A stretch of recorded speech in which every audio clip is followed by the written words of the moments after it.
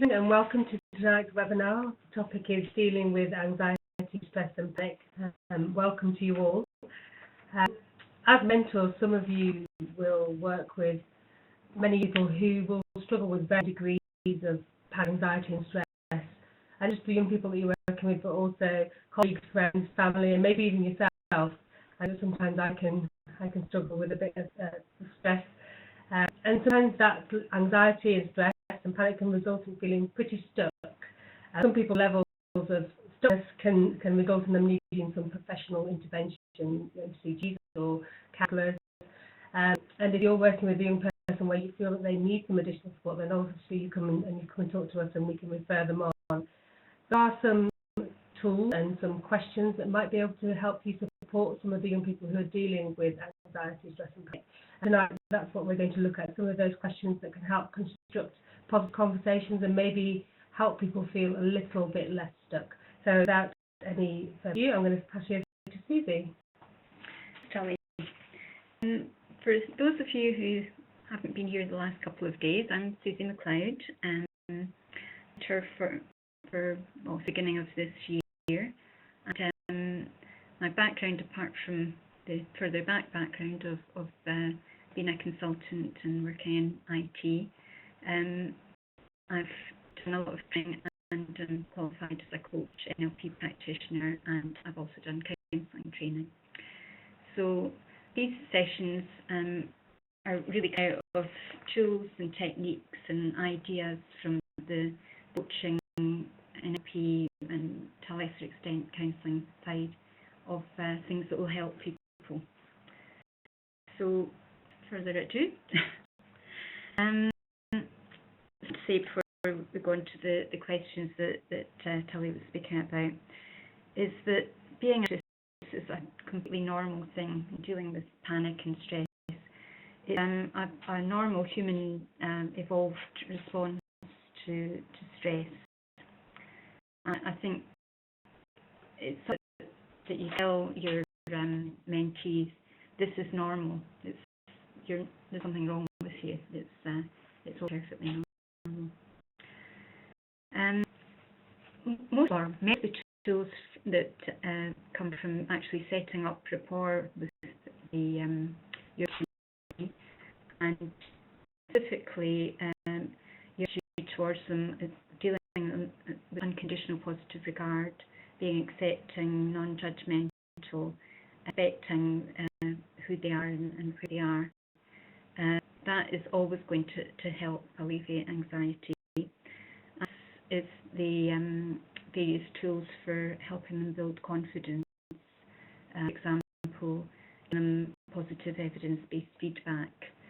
So all of these things will help with their confidence levels, play with their self-esteem, and make the anxiety and panic alleviated a little bit. Okay, so background. I'll go straight to some questions that you can ask them. Just a bit in challenging people about their anxiety, because it sounds a bit as if somebody is anxious and you're going to challenge them. It sounds a bit really. But this really based slightly on a guy called Albert Ellis, who came up with something called rational emotional behaviour therapy, which was a forerunner of CBT, and he had an ABC model, A being the activating event or situation which might be stressful, anxiety provoking, being the belief system through which a person interprets that particular event or anxiety provoking thing, and C being emotional consequences of that. So the idea is that people susceptible to stress, it's an event that's actually triggering the stress or the anxiety. It's their interpretation of that event and what it means through their belief system. So, situation where you have, a high flyer in industry who absolutely thrives in stressful situations, whereas other people would be a crumbling wreck in that situation. And so your high flyer is interpreting that as this is a good thing. It's keeping me close. The anxious person is thinking something a bit different.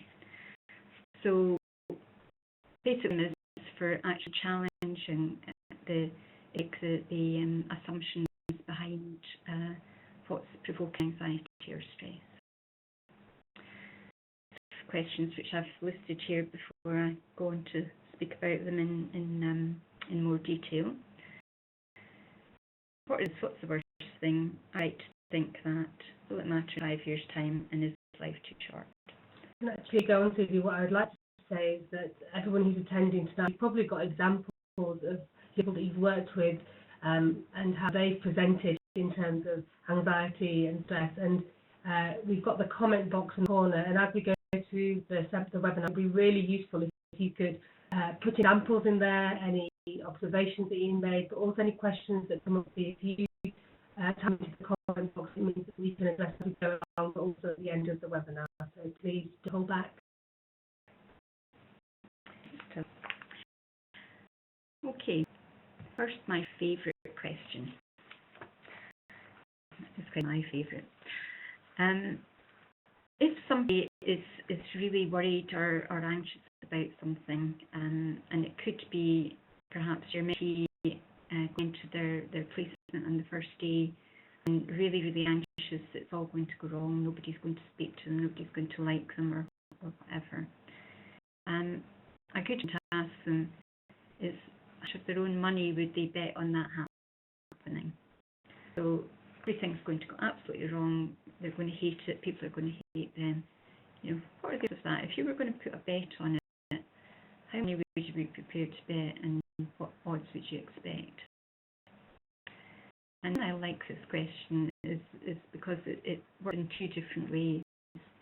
It takes into proportion how likely it is that the worst case scenario is going to happen. So, putting it in proportion, making them a particularly likely event, and at least it might be that extreme. And also cast the outcome in a positive light of being desirable. So thinking about putting a bet on something, it's usually something that you want to happen. So it kind of confuses their brains a little bit. And their worst outcome being, oh, if I was putting a bet on that, I would want it to happen because I'd get some money back. It's a little bit convoluted, but I must admit that this one works on me when I ask myself that question.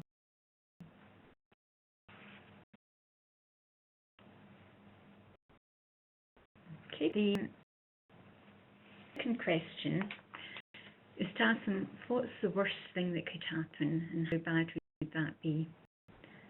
So if they're anxious and saying, oh, I'm really anxious about maybe going for this interview or something like that. To ask what could happen when you go to that interview, or when you go first day in your placement or whatever. So this is that what it's about actually might happen, but they've catastrophized it. They've built it up to be something that's much bigger and much worse than it's actually going to be. So by that, what's the worst that could happen? Means that can actually verbalize what their fears are, if you like. And also means you can then go on to ask them, if the worst does actually happen, what would you do? And then after that, and then what would you do? So you're able to help them formulate their contingency plan for, okay, let's see, if it does happen, what can I do about it? So they're focusing on the actions that they could take to mitigate that risk. And they're also thinking about the time after the event they fear, rather than the event itself. So it's about after they've been in and suffered whatever they're expecting to do. If it really goes wrong, what are they going to do then? Now, a word of warning here to be careful with this question. All of these questions are only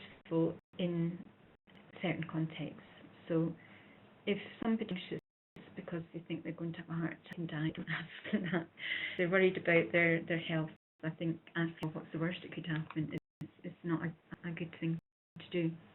As well as that, the tone of voice that you ask us in is very important, actually, as is the previous question.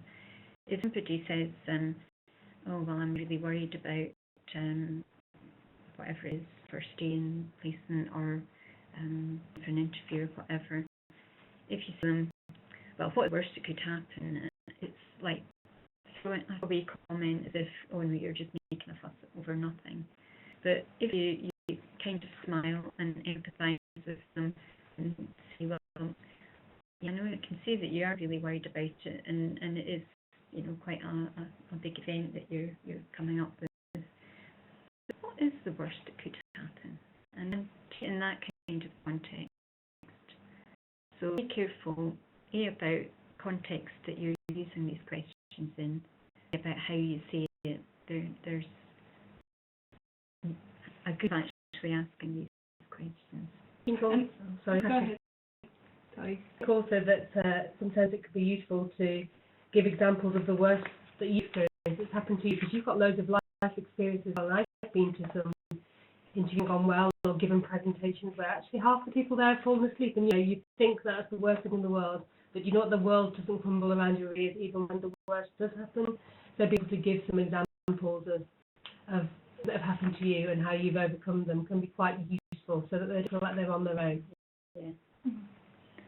I really agree with that, and also to make it even more positive, say, you know, although these things went really wrong for me, looking back on it, it was such a good learning experience, and found out if it was this which enabled me to do this, and that again puts it in that positive light. Mm-hmm. Yeah, and I suppose sometimes asking this question, there might be a risk in asking this question when someone is very anxious, because they may end up stuck in this negative way of thinking. So you ask them. I remember one of my mentees who had her first job interview lined up, and when I asked her what's the worst thing that can happen if you don't get a job, she was very, very negative about herself, and she said, well, my parents will be really disappointed, it will be a disaster, I will feel like a fool, everyone will think I'm a fool. So what actually helped her was to her to imagine a situation when her friend has applied for a job, has been to an interview and didn't get a job. The friend, so I said, let's imagine your friend is calling you, and she said, well, that happened. And what do you do? What do you tell her? And she said, well, I would try to comfort her some way. Yeah. I would say, well, that was your first interview, so the next one will be easier. You will know what to expect. You will know what an interview could look like. You've prepared a lot, so you've been preparing, so you've learned a lot. While she was telling me all those things she would say to a friend, I realized that that's a different way she can look at the same situation. So then being stuck in this negative narrative, that there are some other things, some other ways of thinking about exactly the same situation. Absolutely, yeah, that's a really good point, Tasha. Okay, so the next question you can ask. I like to think that ... So if mentee is worried something because they think, for instance, line manager doesn't like them because they don't speak to them very much or something like that, there could be reasons why the manager isn't speaking to them very much. So it assumes that they might be missing some important information or evidence, and if you look for that, their stress may lessen. So look for other reasons that something appears to be the case, for instance. If you encourage them to look for that evidence, so if you're saying, are you right to think that? Is evidence that what you're saying isn't true, or might not be true, or it might not be quite as bad as you're assuming? because you do get the catastrophizing and the people who are very, very negative about things. And an alternative to that is to ask, assumptions are you making that might not be true, that you really know is the case, but you're just making an assumption, and basically how helpful is making that assumption to you? So in a way, it's helping see the difference between a fact and an opinion. Yeah. So the fact is, for example, that they have a job interview, but when they say, "Oh, I'm sure I won't get the job," it's their opinion, it's not a fact. Yeah. And obviously, everyone can have a different opinion, so there might be different ways of thinking about the same situation, the same fact. Yeah. And so, are they looking at the whole picture? Are they focusing on one thing and saying, "Oh, this is the case, so that must mean this huge awful thing"? Look at the big picture, trying to see evidence for why that might not be the case, or why there might actually be a lot of positive things going on there. And yes, asking, what else might this mean? Are you right to think that? What else might it mean?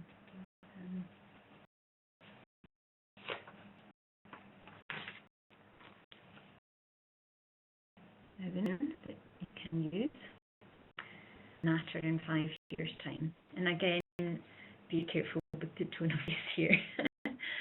Oh God, matter in 5 years' time is not really the way to do it. Being a bit more empathetic and yes, but really matter in 5 years' time. So it's assuming that what they're fearing or they're really anxious about does actually happen. How big a deal is it going to be? So it'd be a big deal immediately, but looking back from the future, it might not be. So effectively, you can focus on the future 5 years' time. So ask them, imagine it's 5 years' time, and they're looking back with a wry smile and thinking, "Oh my God, why did I think that was so important at the time?" Or even ask them to think back on something that happened 5 years ago that they thought was a big deal at the time, and how they feel about it now. And that question really is about building resilience, isn't it? And I use it with my children, and we use a concept called big deal or little deal, and my children are really anxious about something or really worried about something that's happening. I'll say, is it a biggie? Or will it be something that will become a story you tell your children when you're older? And it's just trying to put perspective into the fact that it feels enormous at the time, but actually it might not feel so big later on. And I think it's really important for people to realise that previously they will have thought something was important at the time, and then it doesn't feel so important years later, because they don't get that perspective into it can be quite dangerous. It can really make them feel stuck. Yeah. Because some might actually matter in 5 years' time. If they feel something or whatever, it might have an impact on their career in 5 years' time. Being embarrassed because they fluffed an interview is almost not going to matter in 5 years' time, because there will be other interviews, maybe other things going on. So we have a dialogue around that. I'm not kind of saying just ask the question and move on, but it does see a perspective and to build resilience. And in a way to this one, is life too short? So given all the other things in your life, are there too much time worrying about things that really don't deserve that level of worrying? Put things into perspective in their own life rather than in their timeline. So, any questions or any other questions? Maybe you have some questions, guys. Is there anybody on the receiving end got any good questions that they've used or they can think of that would help alleviate stress? Or I'm not seeing anything. No, just feel free to ask questions and make comments at any time, though, and we'll pick them up. Yeah. Okay, that's the general questions for when your teachers are stressing about things. But anxious or stressed about a situation that they're facing, a specific situation which is really stressing them out or making them anxious. You can coach through it using this process. First part of the process is to prepare them to face the situation, then for them to face the situation, and thirdly to review after facing the situation. It's fairly simple, standard 3 steps. We'll go through them all. So the first part of this is preparing them to face the situation. And preparation is all, basically. So if you get them to work out a detailed plan, they're not going to go in unprepared. The more prepared they are, the less anxious they're going to be, because they're going to have something solid behind them. So the more the plan, the better. And this is where their anxieties and stresses come in handy, actually. Ask them what they could have in the event that it's as bad as they think it might be. So if you say, well, yeah, what are all the things that could go wrong? What are you afraid might go wrong? And then what might go on? And what else might go wrong? So if you ask about what might go wrong, then you can say, okay, if that went wrong, how could you deal with it? So they're prepared, they've got a kind of strategy for, if they ask me a really difficult question, I'm a bit embarrassed about the answer, how could I phrase that answer to sound positive or make something out of it? You can actually work with them and make suggestions or whatever about how they might deal with some of the things that they fear. It's for them to come up with as many solutions as they can, because that again is building confidence. Another thing to help them prepare is to use the questions that we've just gone through, which again alleviate anxiety a little bit, or maybe a big bit. And you should accept and acknowledge that they'll feel stressed, and that is totally understandable. So if you're kind of laying on them oh well, there's nothing to be afraid of, just go in really confident, it'll all be fine, and you're not really accepting and acknowledging something, and they're going to feel that there's something wrong with the anxiety and they're confident enough or whatever. So acceptance, like your conditional positive regard, acceptance and acknowledgement that they're going to feel stressed, and them acknowledging it as well, and that they will deal with it, but it's understandable that they are stressed.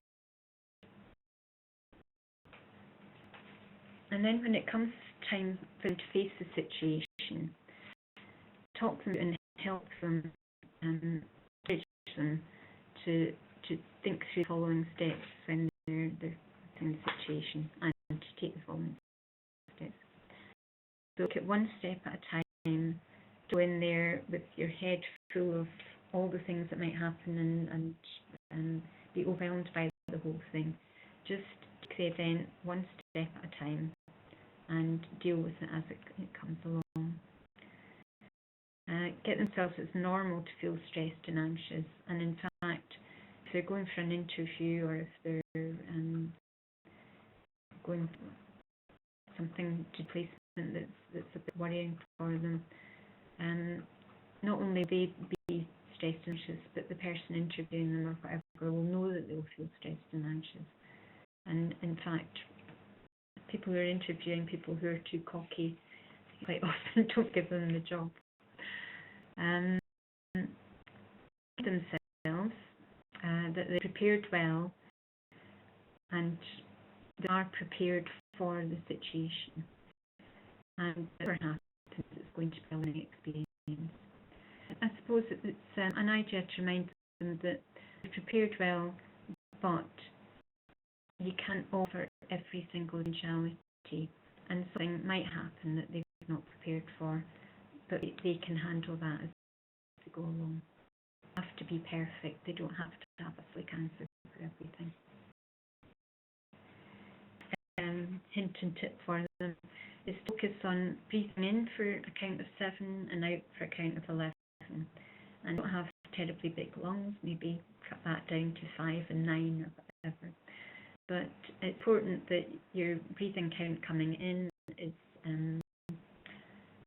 shorter than your breathing count going out, and that is a relaxing breathing count. It also means that your levels of oxygen don't get too high, which can actually trigger some panic and anxiety symptoms.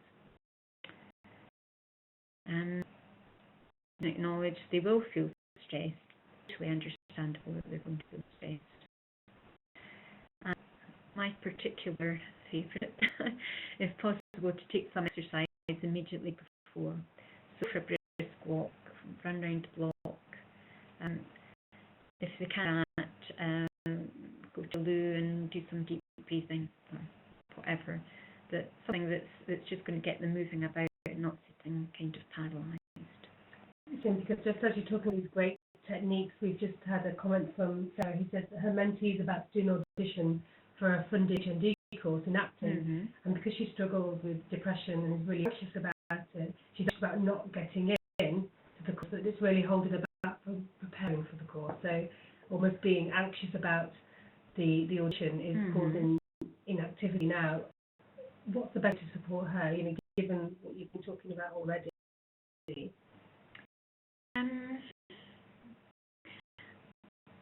I think from what we've been talking about just now, I would say what's the worst that could happen, and happens, what would you do, and then what would you do? And you can then say, okay, we've now worked out, you've got your safety net of what you're going to do if the worst does happen. Now, that's going to make the worst happening less likely. So that will maybe prompt her to start preparing. Yeah. I think also it's really kind of like, I was just saying, it's kind of like, your safety net, you're not going to die, it's not going to be the totally end of the world, but then we don't want that to happen, so what can you do to decrease the likelihood, and what should you do, and then what could you do, and what else, and how it's going to impact on that. And so you could get the dialogue going there and actually get them to come up with an action list, and then the action list go back to the, okay, from these actions, how are they going to help you make a success of this? It's a classic, isn't it, when you fear failure if you've tried your best. It feels worse than if you don't prepare and fail, and it's sometimes able to call in a really supportive and gentle way that it's worth putting your best in, and you'll have to deal with what the outcome is, but actually not preparing at all. That it kind of increases the chances of it going well, and just sort of calling that out if you feel the relationship is strong enough to do that as well. And the rating strong enough is quite key as well, because a lot of what we're going through here, if you haven't built that basic rapport and trust in your relationship with your mentee, a lot of this actually might be quite dangerous. You really want to be careful with this. And the flip side of that is that if you've got a very good relationship with your mentee, Martin's made a comment that sometimes you explore the anxiety that somebody's feeling, and actually they're precious about an interview, but with deeper exposure, anxiety lies in more deeper rooted issues around maybe issues or financial issues, and how do you then support a person, because then often mentors might feel like they're out of their depth a little bit, but actually they've gone deeper into something that is maybe best at the counsellor. And I know situations whether it is best to ask who else they've got to talk about to those issues. I think there's a bit of a danger, I think, as a mentor, of wanting to con the problems of the world, solve the problems in the Middle East as they go along.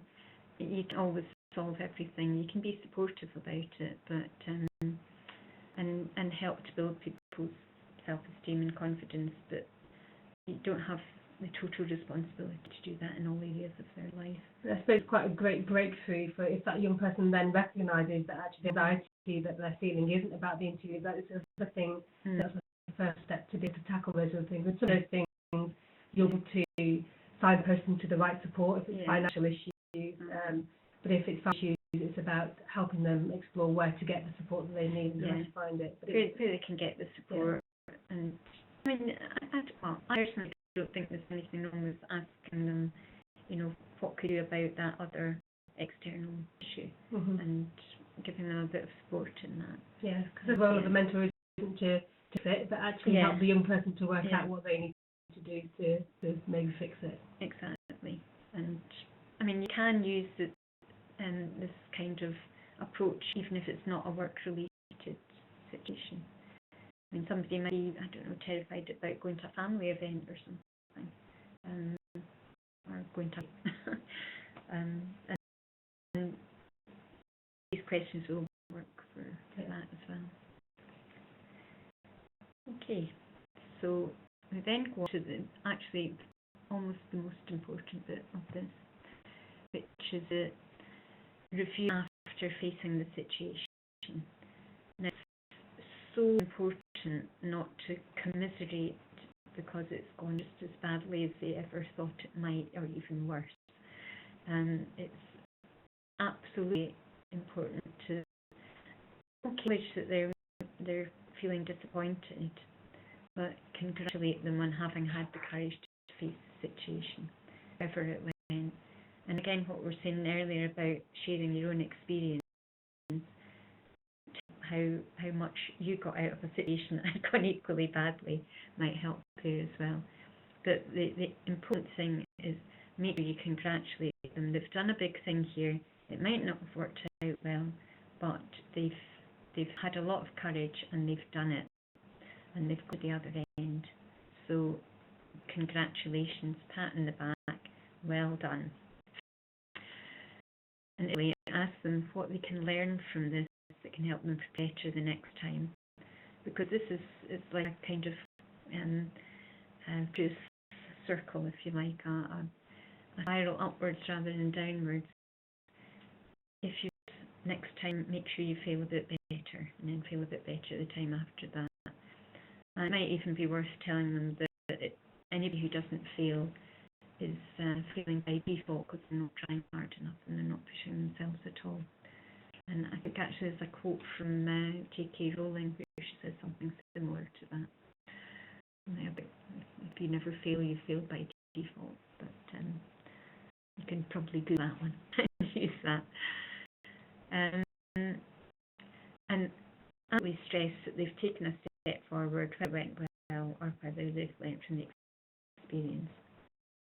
Don't be kind of fully evangelical, totally positive thinking. Oh, and that was great. You had such a fantastic failure there. You've learned so much from it. You know, acknowledge and empathise with the fact they might be feeling a bit crestfallen about it, and they've not got what they wanted out of it. But make sure that they are congratulated, that you have done well here, whatever you've done. You've moved forward, you've taken courage, you've done something. And by doing something, you're actually going to learn more from your failures than your successes. If they've had a success, equally great, well done. You don't say, oh, actually, that's a success. You're not going to learn much from that, are you? So, you know, keep the positive spin, but don't go overboard on being, you know, yay.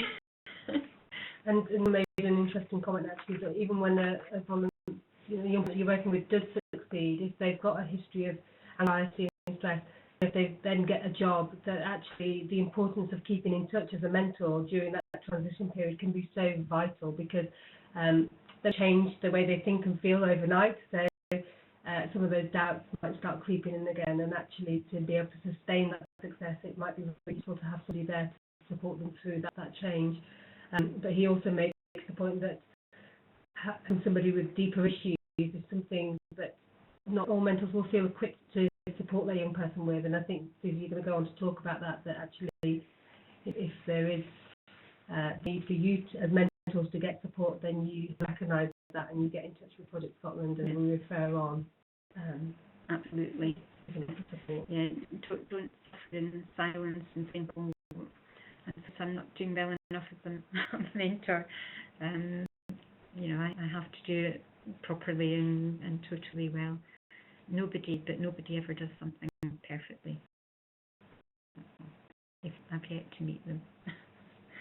My favourite is when I get caught out getting something wrong, I just hold my hands up and say, oh, you've caught me a flawed human being like the rest of the human race. That actually stops people in their tracks, actually, I find. Yeah, to get away from the perfection thing. Okay, just I think that's the end of the slides, but there's a few things I was thinking about before I came along today. First one is that people who are anxious often feel a lack of control. They feel at the mercy of external events and other people. And it's a good idea to help them begin having control. And a lot of that about actually doing and experiencing and learning. But you might notice that people who are quite anxious, quite often the words should and shouldn't and must and mustn't. And it does help if you challenge these words. So they should do something, or oh, I must do something. I must succeed. I must get this job. This interview must go really well. You can challenge that by saying things like, well, what would happen if it didn't? Or what would happen if you didn't do that? To just bring into being the choice here. They do have some control over it. There's no imperative and obligation on them to do something. Or you can ask them, well, who says so? Who says you must do that? Who says that you should do that?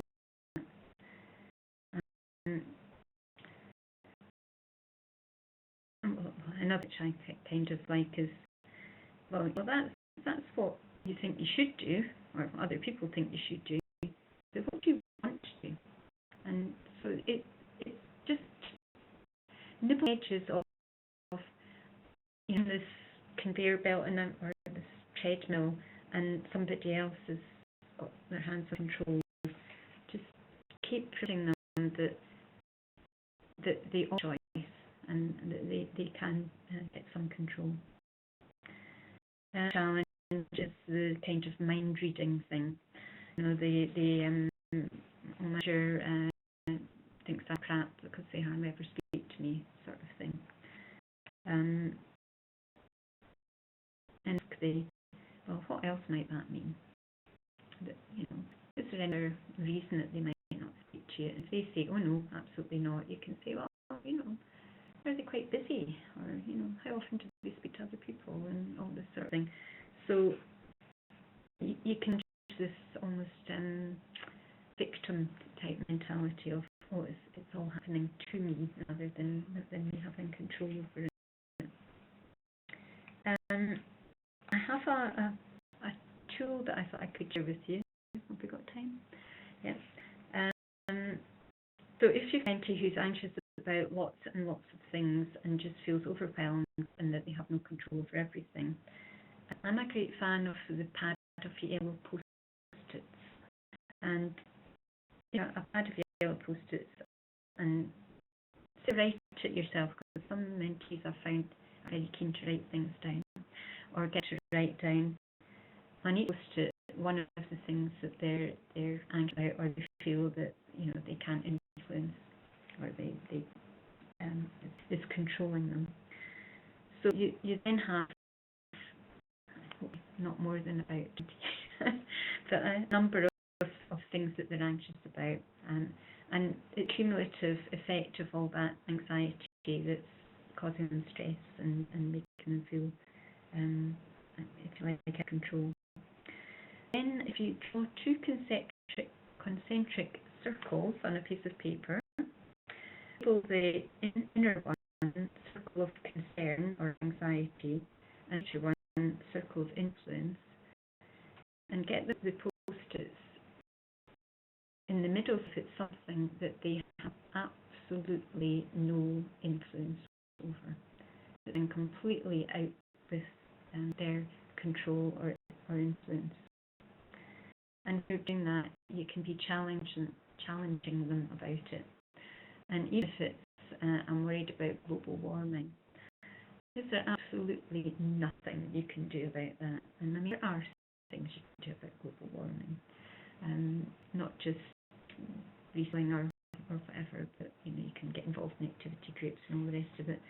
So an extreme example, but usually find that most of the areas of concern, they have some, even if it's a tiny influence over it, they can find something that they can influence.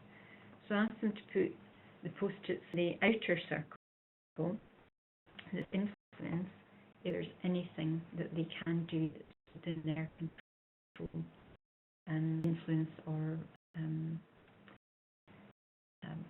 some change in that things making them anxious. And if you have a very big piece of paper, you can say the more control they think or the more influence they think they can have over it, the further out in the circle they have, they can put them. So you can take all of the things they're anxious about that they can do something about and ask them, what one thing could you do now? What small thing could you now that's going to have an influence on that? And then putting more to their control that they're anxious about and coming up with a plan of action. Even if they do one thing that influences or makes better one thing that they're anxious about, that's allowing them that they can control things and they can influence things. And that's a good confidence builder, but it's also a good lower of anxiety. So I'm trying to picture that because I was only thinking about it the way along. But it's an exercise called the circle of influence, I think. Listening, talks about drawing pictures of it because Colin made a comment earlier about for arty people you can draw mind maps. And he's gone on to explain a little bit about it, but actually there's a webinar in that, Colin, so I'm thinking maybe you could put yourself forward to give us a brief introduction to mind mapping. But these are just a few of the tools that we're talking about today. But there's lots out there, and if you do come across things that you used or you think be useful, then just share them with us, and we can share them with other mentors as well.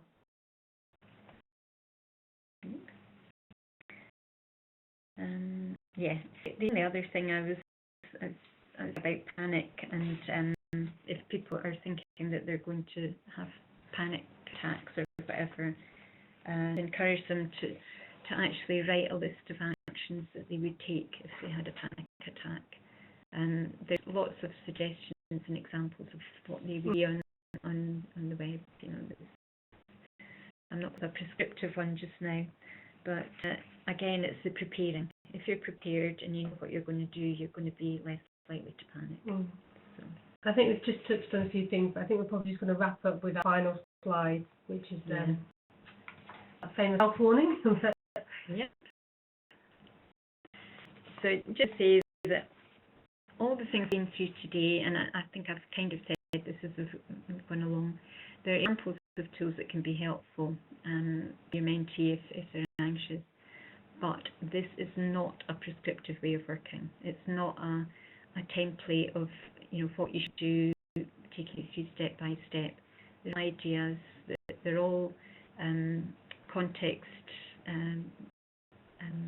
used for given context. It matters how you ask the questions, your tone of voice. It matters that you've built up the rapport with the person and built up a relationship of trust. So be careful with these questions. Don't just use them willy-nilly.